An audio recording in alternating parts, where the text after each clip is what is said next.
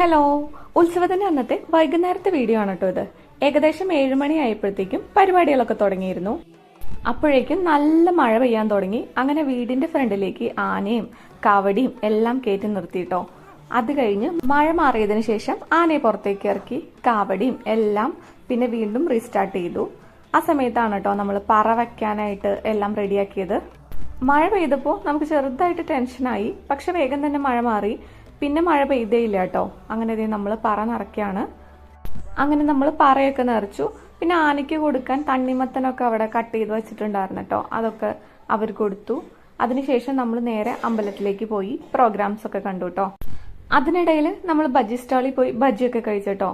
മോന് ഉത്സവവും ആനയൊക്കെ ഭയങ്കര ഇഷ്ടമാണ്.